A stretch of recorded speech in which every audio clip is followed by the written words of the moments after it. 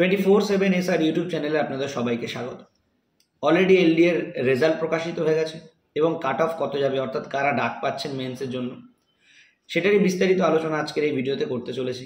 এবং আপনারা খুব ভালো করে যদি পিডিএফটা লক্ষ্য করেন, দেখবেন রিমার্ক সেকশনটা ব্ল্যাঙ্ক রয়েছে এবং কোনো কাট অফ তো দেওয়াই নেই, এবং সেখানে অজস্র কিন্তু নেগেটিভ মার্কিংয়ের রেজাল্ট কিন্তু ভর্তি হয়ে রয়েছে। মানে প্রায় 500 পেজের যে পিডিএফ, 500+ পেজের যে পিডিএফ, সেখানে কিন্তু প্রতিটা পেজেই আপনারা দেখতে পারবেন শুধুমাত্র নেগেটিভ তো নেগেটিভ, প্লাস বা পজিটিভের সংখ্যা কিন্তু খুব কম।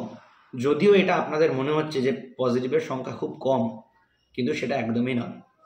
পজিটিভের সংখ্যা খুব কম হলেও প্রায় 5000-এর ওপরে রয়েছে, এটা আপনাদের মেনে নিতে হবে।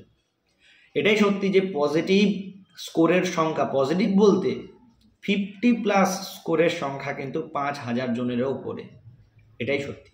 অনেকে মনে করছেন যাদের নাম্বারটা 43 বা 50 থেকে একটু কম, অর্থাৎ 49, 48 বা 38, 39 এর মধ্যে ঘোরাফেরা করছে, আপনাদের যদি মনে হয় আপনারা ডাক পাবেন, এই মুহূর্তে কিন্তু আমার মতে ভুল ধারণা নিয়ে চলছে।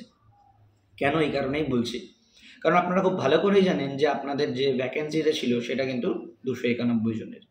যদি মেন্সের জন্য 10 গুণও ডাকে কি 11 গুণও ডাকে, তাহলেও আপনাদের 3000 থেকে 3000+ হয়তো 3100-3200 জন ক্যান্ডিডেট আপনাদের ডাকবে। তো এই 3132 জন ক্যান্ডিডেট যদি ডাকতেই হয়, তাহলে সেখানে 5000 জনের ওপরে কিন্তু অলরেডি 50+-এর উপরে রয়েছে। তাহলে যাদের 50+-এর উপরে রয়েছে তাদের রেখে নিশ্চয়ই 50+-এর কম যারা আছে তাদেরকে ডাকবে না। এবার তার মধ্যে প্রশ্ন রয়ে গেল কি, যে কাস্ট ক্রিডের একটা ব্যাপার রয়েছে। কাস্ট ক্যাটাগরি যেটা রয়েছে সেটা আমাদেরকে ভালো করে মাথায় রাখতে হবে। এই যে 50+ নাম্বার যারা পেয়েছে, অর্থাৎ 50 থেকে 60-র মধ্যে যারা পেয়েছে, তাদের সংখ্যা খুব কম হলো অ্যাপ্রক্স 3000-এর উপরে, 3000-এর কাছাকাছি। তো এই 50 থেকে 60-র মধ্যে যাদের নাম্বারটা 3000-এর কাছাকাছি রয়েছে, যত সংখ্যক মানুষ, এর মধ্যে তো সবাই তো আর এসসি নয়, সবাই এসটিও নয়, সবাই ওবিসি নয়, সবাই জেনারেল কাস্ট নয়। অর্থাৎ এর মধ্যে যখন ক্যাটেগরাইজ হবে, তখন আপনারা খুব ভালো করে বুঝতে পারবেন যে কিছু সংখ্যক লোক একদম ফিক্সড থাকবে। যেমন আমি যদি উদাহরণ দিয়ে বলি যে এসসি যারা রয়েছেন, দেখা গেল এসসিদের জন্য 500 জন ক্যান্ডিডেট ডাকা হবে, কিন্তু এসসিদের 50 থেকেও যদি সবাইকে নেওয়া হয়, তাতেও 500 জন হয়তো ফুলফিল হচ্ছে না। তখন কিন্তু এই 500 জন এসসির মধ্যে যতজন হচ্ছে, অর্থাৎ 499 জন হলেও 499 জনকেই কিন্তু রাখা হবে এসসি ক্যান্ডিডেট হিসেবে। সেখানে সে 50 পাক কি 77 পাক, তাতেও কিছু দেখার দরকার নেই, এই সবাইকেই ডাকা হবে। কেন? কারণ ওই কোটাটা ফুলফিল হচ্ছে না।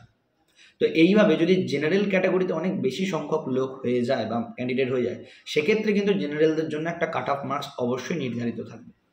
দেখা গেল জেনারেলদের জন্য সিট অ্যালটমেন্ট রয়েছে 2000 জন, সেখানে জেনারেল ক্যাটাগরিতে পাস করেছে মানে 50+-এর উপরে রয়েছে প্রায় 3000 জন কি 3500 জন। তাহলে এখানে কিন্তু একটা কাট অফ না দিলে ওই বাকি 1500 জনকে কিন্তু বাদ দিতে পারবে না। অর্থাৎ জেনারেলদের জন্য একটা কাট অফ আসতে চলেছে। এসসি বা এসটিদের জন্য আপনারা 50 যারা পেয়েছেন বা 50+ যারা পেয়েছেন, তারা ধরেই রাখুন আপনারা মেন্সের জন্য ডাক পাচ্ছেন। ওবিসিদের জন্য সেম, যে একটু কাট অফের একটা সম্ভাবনা রয়ে গেছে, অর্থাৎ ওবিসি জেনারেলদের জন্য কাট অফ আসতে চলেছে। কিন্তু এসসি বা এসটিদের জন্য 50+ যাদের আছে বা 50 থেকে 60-র মধ্যে, তারা কিন্তু অবশ্যই ডাক পাবে। এবার প্রশ্ন রইল যারা 39, 38 এই 50-র নিচে যারা আছেন, তারা কি আদৌ ডাক পাবেন? এই মুহূর্তে আমার মত অনুযায়ী ডাক পাওয়ার চান্স খুব কম, কারণ আপনাদের ফর্ম ফিল আপ করার সময়তেও বলে দিয়েছিল যে মিনিমাম কিন্তু আপনাদের 50% পেতেই হবে। তো এটা আপনারা খুব ভালো করে বুঝে গেছেন। এবং এই যে পিডিএফটাতে এখানে হায়েস্ট মার্কস আপনারা দেখে নিয়েছেন যে 77 পেয়েছে হায়েস্ট, এবং লোয়েস্ট আপনারা দেখে নিয়েছেন যে -68ও পর্যন্ত পেয়েছে, -68 লোয়েস্ট মার্কস গেছে। এবং নেগেটিভের সংখ্যা প্রচুর বেশি, যেহেতু 1 করে নেগেটিভ মার্কিং ছিল, তাই প্রত্যেকেই ভুল করেছে আর প্রত্যেকেই 2 নম্বর করে কাটা গেছে। তো যাই হোক, প্রশ্ন নিয়ে বা পরীক্ষা নিয়ে অ্যানালিসিস করছি না। তাহলে আমরা এতটুকু বুঝতে পারলাম যে একটা ফাইনাল মেরিট লিস্ট আগামী দিনে আসতে চলেছে। এটা ছাড়াও যেটা বেরিয়েছে কালকে, সেটা ছাড়াও একটা ফাইনাল মেরিট লিস্ট আসতে চলেছে, অথবা ফাইনাল মেরিট লিস্ট না এলেও একটা কাট অফ আসতে চলেছে, যে কাট অফটা দেখলে আপনারা বুঝতে পারবেন আপনারা পাস করেছেন কিনা। এবং এই ফাইনাল মেরিট লিস্ট অনুযায়ী মেন্সে ডাক পাবেন এবং মেন্সের প্রিপারেশন করতে শুরু করে দিন। তার জন্য যারা যারা মনে করছেন 50+ বা 50 আছে। তো এই ছিল আজকের অ্যানালিসিস এলডিএ নিয়ে।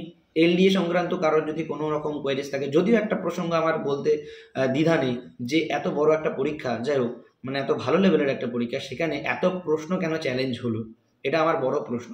যে যারা কোয়েশ্চেন সেট করছেন তাদের কাছে এতগুলো প্রশ্নের চ্যালেঞ্জের বিষয় কেন আসছে? প্রায় 25 থেকে 30% কোয়েশ্চেন চ্যালেঞ্জ হয়েছে যে এই কোয়েশ্চেনটার উত্তর এটা হতে পারে না। তো যেহেতু ফাইনাল রেজাল্ট বেরিয়ে গেছে, তো সেখানে তো আর কিছু বলার নেই। কিন্তু এই চ্যালেঞ্জ কোয়েশ্চেনগুলো হওয়ার তো কোনো প্রশ্নই নেই, যেখানে আমাদের এত ইনফরমেশন রয়েছে, এত অন্যান্য প্রশ্ন রয়েছে যেখানে চ্যালেঞ্জ করার কোনো প্রশ্ন নেই, সেই প্রশ্নগুলো বাছাই কেন করা হচ্ছে না? তো যাই হোক, এটা আমার ব্যক্তিগত মতামত। আপনারা কি মনে করছেন সেটা কমেন্ট বক্সে কমেন্ট করে জানাবেন। আর কার স্কোর কত হয়েছে একটু যদি জানান তাহলে খুবই ভালো হয়। আলটিমেটলি বুঝতে পারবো যে এখনও পর্যন্ত কতজন আছে যারা এই ভিডিওগুলো দেখছেন বা এই আপডেট নিয়ে আপ টু ডেট থাকার চেষ্টা করছেন। চ্যানেলে ওয়েলকাম সবাইকে। যারা প্রথম ভিজিট করছেন মনে করে চ্যানেলটা সাবস্ক্রাইব করে রাখবেন, বেল আইকনটা অল করে রাখবেন, তাতে পরবর্তী আবার কোনো ভালো আপডেট আপনাদের কাছে পৌঁছতে পারবো। এবং অবশ্যই ভিডিওটা লাইক করে বন্ধুদের সাথে শেয়ার করে দেবেন, তাতে তারাও জানতে পারবে। সবাই ভালো থাকবেন, দেখা হচ্ছে নেক্সট ভিডিওতে। জয় হিন্দ।